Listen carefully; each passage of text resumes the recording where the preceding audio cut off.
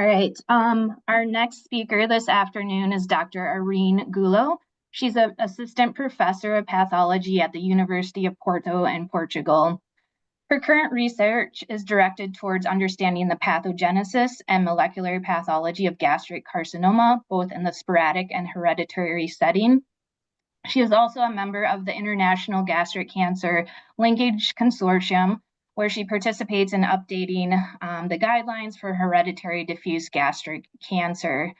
And today she's going to be talking to us about the pathologic staging of gastric adenocarcinoma, its challenges and pitfalls. Thank you, Dr. Gullo.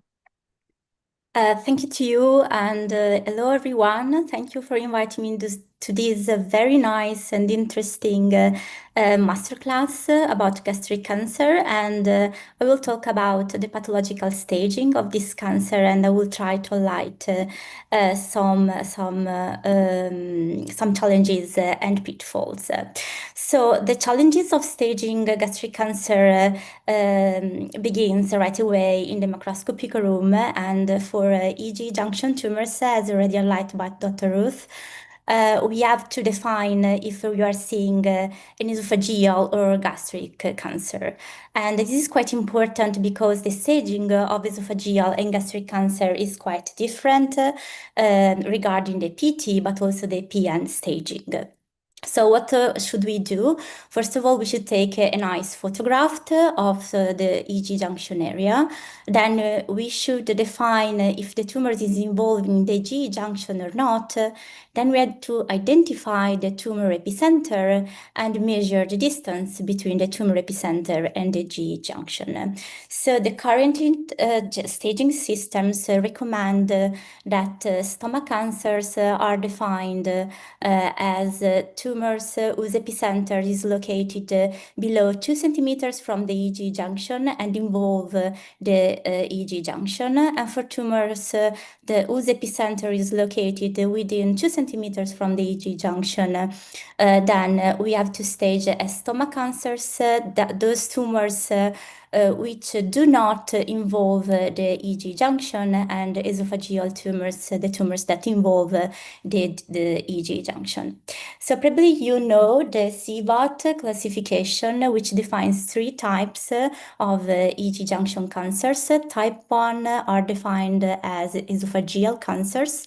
Type 3 are defined as stomach cancer, and true cardiac adenocarcinomas are those tumors whose epicenter is between 1 centimeter above and 2 centimeter below the EG junction. Most of these cancers are classified as esophageal cancers. This is important not only because of staging and prognosis, as you can see here in this graph, but also it is very important for the surgeon and for the clinicians preoperatively, because this type 2 cardiac adenocarcinomas, which are considered esophageal carcinoma, are treated with chemoradiation therapy instead of perioperative chemotherapy. And because also the surgical approach is quite different, is Ivor-Lewis approach with the transthoracic esophagectomy and not gastrectomy. So, and this is because it's very difficult to remove the esophagus from the transhiatal approach, and also because it is important to remove upper lymph nodes, such as mediasthenic lymph nodes, which are frequently involved in type 2 cardiac adenocarcinomas. So the challenge is when we have specimens like this with a neoadjuvant treatment is to recognize where is the tumor epicenter, where is the tumor, and the problem is that the preoperative chemotherapy or radiation therapy can have an asymmetrical effect on the tumor and can alter the tumor epicenters. So in these cases, we should always check the pre-treatment tumor location in the clinical information and try to understand our specimen on that. So I would like to add just a few slides about how can we distinguish esophagus from stomach just by histology, because sometimes we don't have the grossing pictures, for example, in consultation cases, or we think that the microscopic description is not okay. So there are some clues that you can use for esophageal location. This is particularly useful when we are evaluating resection specimens from Barrett esophagus. And so we have the squamous epithelial or multilayered epithelium. We will tell us that we are in the esophagus, of course, but as Dr. Furt was saying, in Barrett mucosa, we don't have the squamous epithelium. But then we have these nice esophageal ducts and submucosal glands that are the gold standard for defining the esophageal location. And also we can look at the muscularis mucosa that, especially in reflux esophagitis, is duplicated or triplicated. So if we find any of these features, we are sure that you are in the esophagus, and the EG junction is the most distal site where any of them are observed.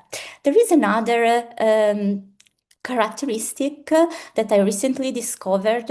I knew that the gastroenterologists can see these nice pulsating vessels in the endoscopy, but actually I discovered that we can find these medium diameter vessels above the muscularis mucosa, and we can also use this parameter to identify esophageal location, and this is quite used by Asian pathologists.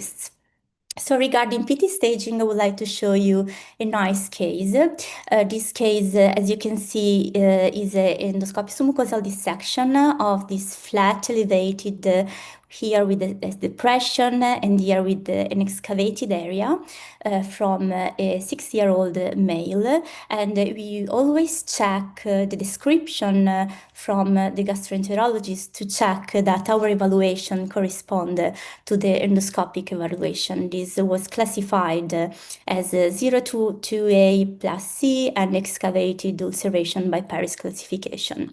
And you can see the specimen. Here we have intestinal metaplasia. Here we have the adenomatous lesion, and here already infiltration by and transformation to adenocarcinoma, which is already ulcerated and is invading the submucosa. So before showing you why this case was challenging, I would like to talk a little bit about these specimens and how we should report that. So this is the synoptic data set we use, and we should refer specific details to decide if the patient is going to be follow-up or is going to surgery. So starting from the size of invasive carcinoma, we should state the size of the invasive carcinoma very meticulously, and we should not only measure it on the slides, but we should go back to the macroscopic sections, because if we only measure the invasive carcinoma on the slides, we can miss the maximum diameter of the tumor. So it's very important to always check the macroscopic appearance.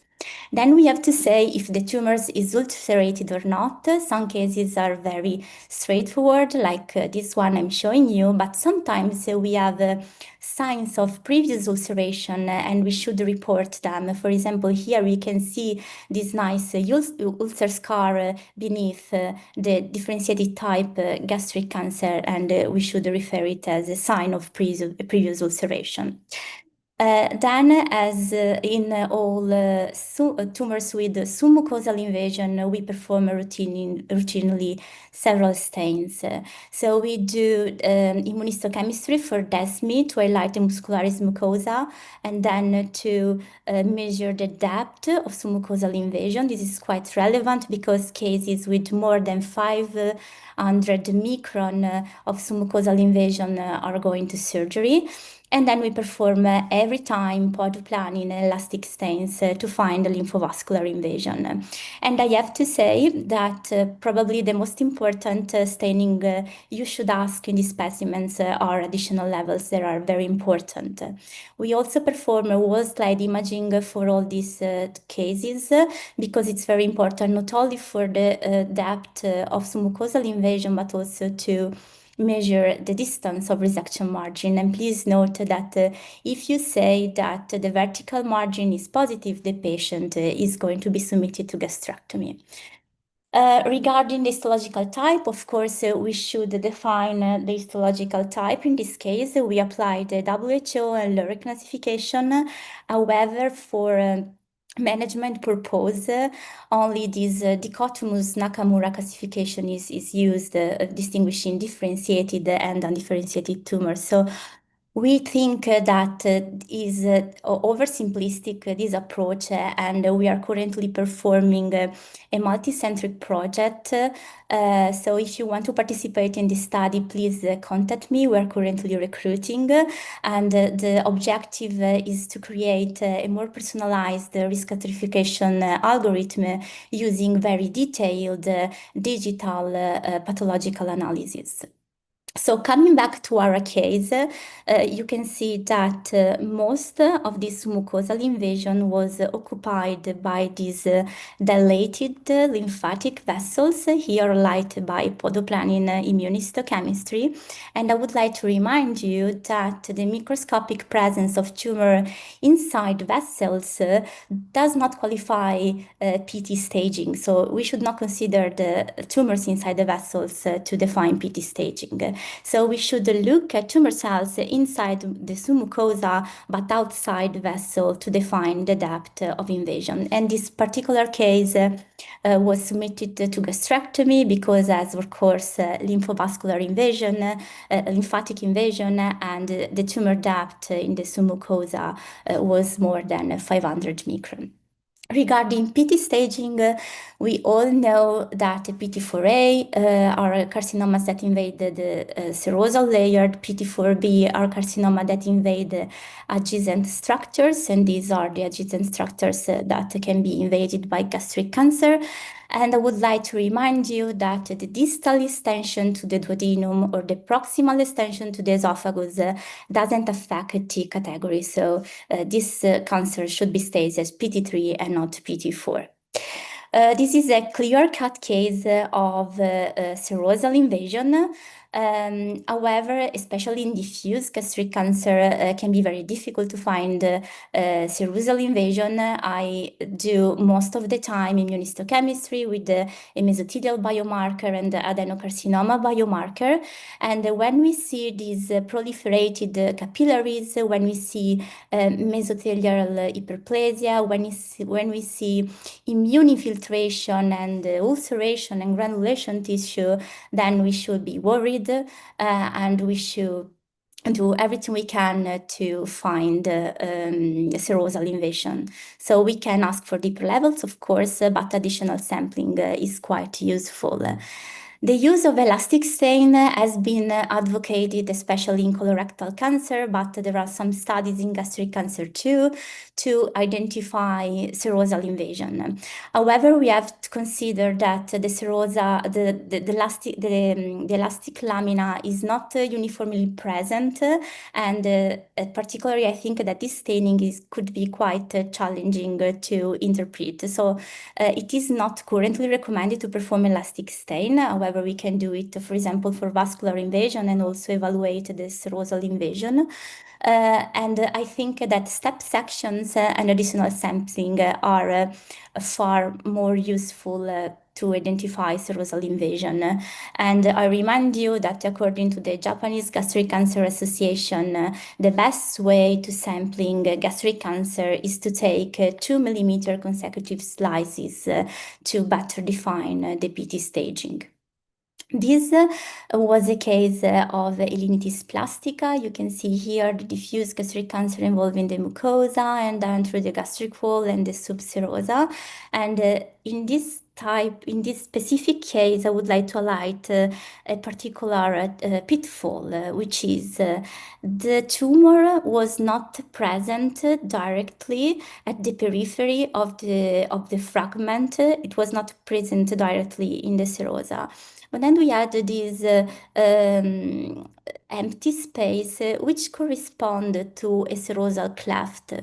This happens all the time in colorectal cancer, but it can happen also in gastric cancer. So just be aware, do not look only at the periphery of the fragments, but look inside them and see if there is some serosal cleft. And in this particular case, we were able to identify serosal invasion in this cleft. Regarding PN staging, these are the regional lymph nodes for gastric cancer, and all lymph nodes that are not considered in this list are not regional lymph nodes, and if they have carcinoma, they should consider distant metastases. There is an exception to this rule. There is when the tumor invades adjacent organs, then if the regional lymph nodes of those organs are involved, they are considered regional lymph nodes for the peculiar cancer, gastric cancer that you are analyzing.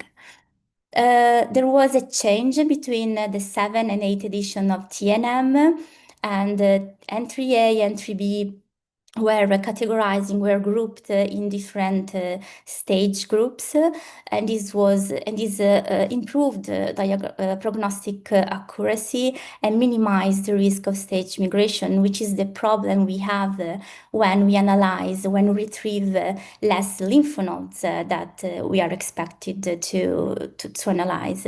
So actually for gastric cancer, we should analyze at least 16 regional lymph nodes.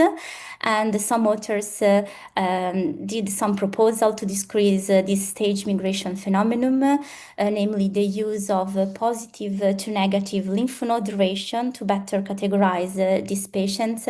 And some authors also suggest to categorize as PN1 patients with no lymph nodes metastasis but with lymphovascular invasion and very few lymph nodes. This is not currently recommended, but is something we should think about.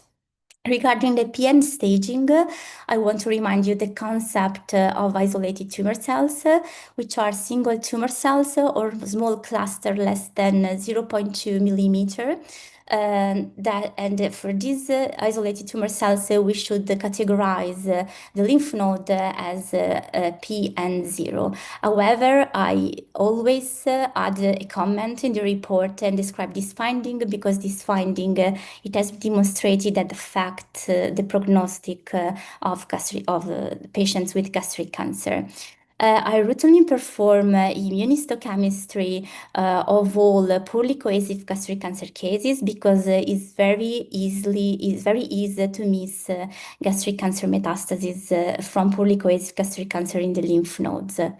There is no macrometastasis for gastric cancer, so if we find any cluster of cells more than 0.2 millimeter, we should characterize just as N plus lymph node. There is an exception to these rules, that is when we are looking at pre-treated gastric cancers, there is no size rule, so we should report the lymph node as positive regardless of the size of the residual tumor cells focus. The concept of tumor deposits is well known in colorectal cancer, and it also applies to gastric cancer. The metastatic tumor deposits are discrete tumor nodules in the subserosal fat with the lymph drainage of the primary carcinoma without lymph node tissue, vascular, or neural structure. And every time we find a metastatic tumor deposit, we should consider the deposit as metastatic lymph node. We should do every time step sections, additional levels to see if the deposit continues with the primary tumor or not, because it is in continuity. If it is in the continuity with the tumor, which this should be considered in the PT staging and not PN staging. But when we are sure that the tumor deposit is clearly far away from the tumor and is not in continuity with it, then we should categorize as metastatic lymph node. So metastatic tumor deposits are an adverse prognostic factor for gastric cancer, and has a worse overall survival even if when we adjust for TNM stage. And the tumor deposits are related to more adverse prognostic features. In the literature, there is a description of a smooth type tumor deposit and diffuse type tumor deposits, and it appears that these diffuse type tumor deposits behave more aggressively than the smooth type. And of course, when we find tumor nodules implanted on the peritoneal surface, we should categorize them as distant metastases.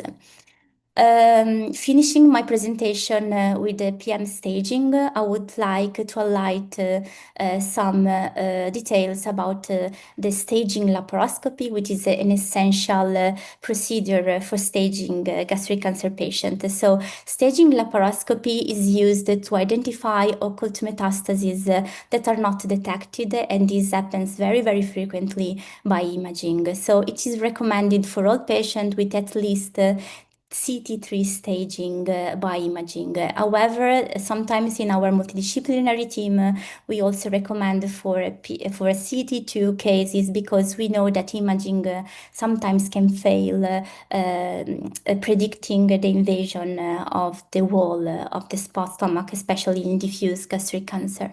And the purpose of staging laparoscopy is to detect macroscopic metastases, as you can see here, but also to do peritoneal washing.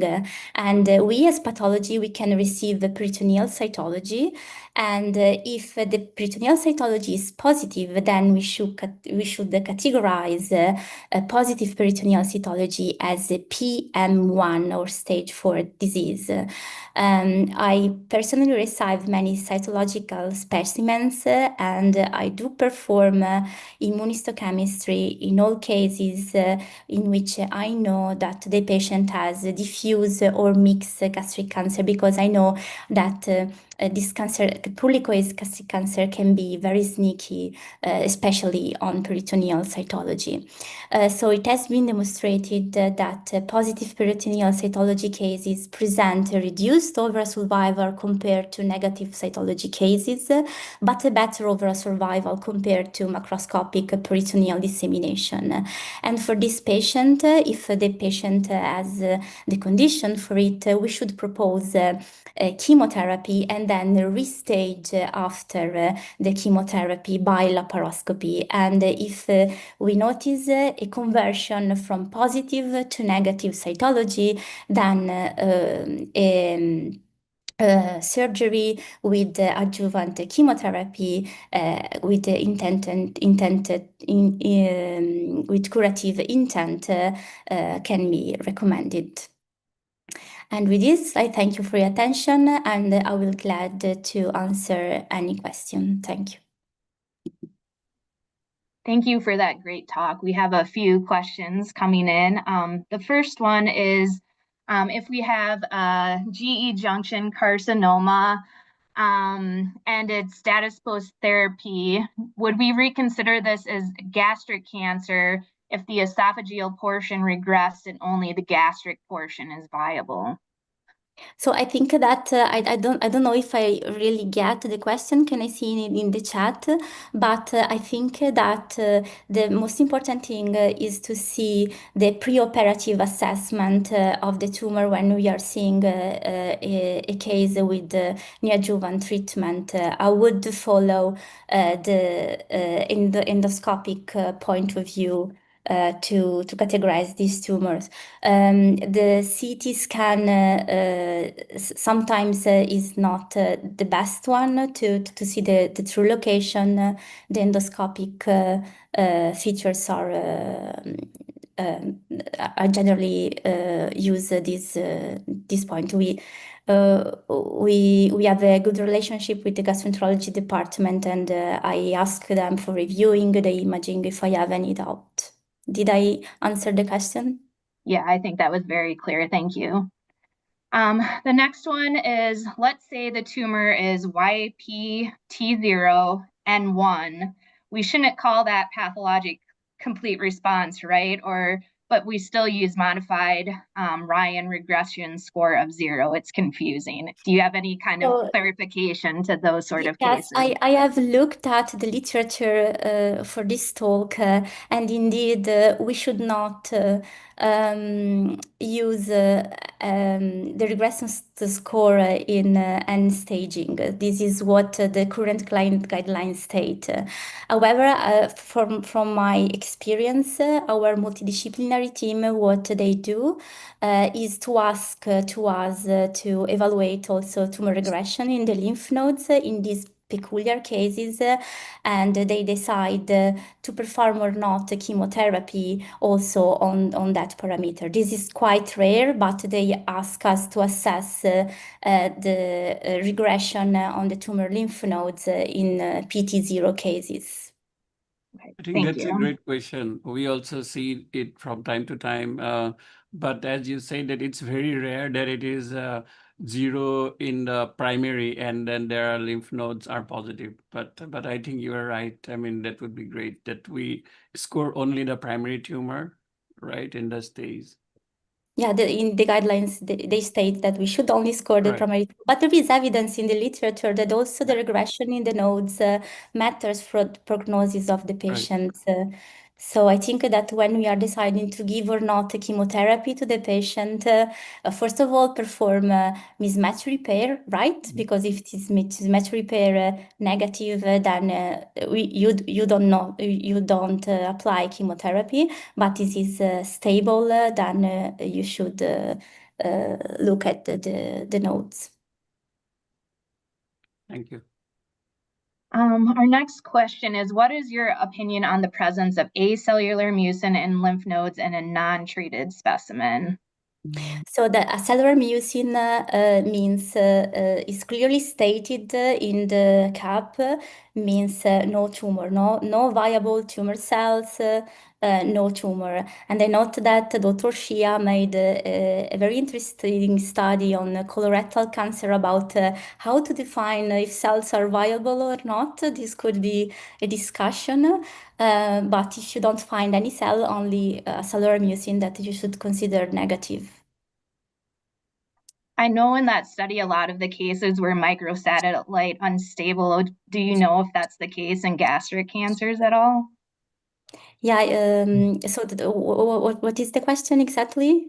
Is there an association with microsatellite unstable cases having acellular mucin in lymph nodes in the gastric cancer Okay, setting? so I think that Fatima will talk about that because we have performed a huge study about the morphological characteristic of MSI high tumors, and we found out that MSI high tumor actually are very heterogeneous and most of the cases have a mucinous phenotype, and these were untreated cases. So, of course, you can have a mucinous phenotype as in colorectal cancer, also in unstable gastric cancer.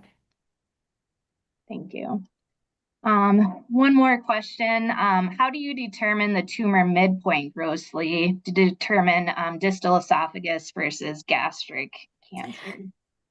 So I think that it's just our experience, our feeling at, and actually I tell to the residents that I want to see all these specimens to decide with them where is the epicenter, and I will feel a little mad if they don't call me to the macroscopic room. At least they should do a very good macroscopic picture to decide where is the tumor epicenter. Definitely agree. All right. I think we're about at our time. Rafat, do you have any comments for the viewers?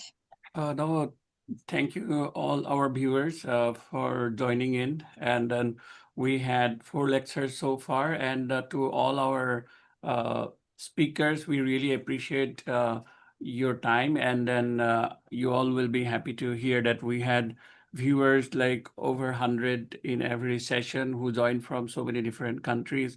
And I can name a few countries which I could keep track, like our colleagues who joined from Ukraine, Mexico, Cambodia, Zambia, India, Portugal, Uzbekistan, Italy, Kuwait, Afghanistan, Panama, Myanmar, Thailand.